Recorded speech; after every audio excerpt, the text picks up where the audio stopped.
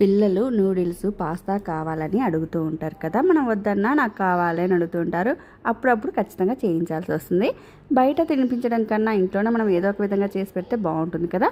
ఇవాళ అయితే నేను పాలకూర పాస్తా చేస్తున్నాను అనమాట.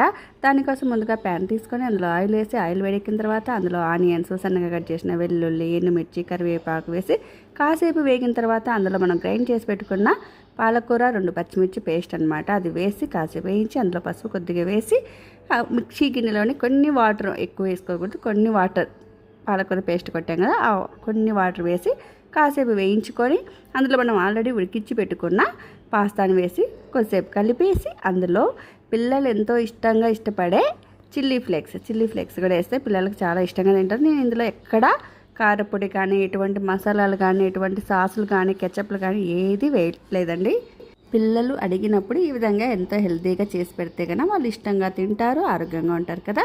నేనైతే పాలకూర పేస్ట్ వేసి అందులో ఉడికించిన పాస్తా వేసి కాసేపు వేయించేసి స్టవ్ ఆపేసాను. ఉప్పు అనేది మనం టేస్ట్ తగ్గట్టు చూసుకోవాలి. పాలకూర వేసాం కాబట్టి పాలకూరతో చేసిన ఐటెం మనము కొంచెం లెమన్ వేసుకొని తింటే చాలా చాలా బాగుంటుంది అనమాట.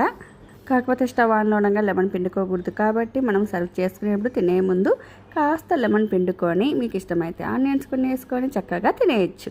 పిల్లలు ఎంతో ఇష్టంగా తింటారు.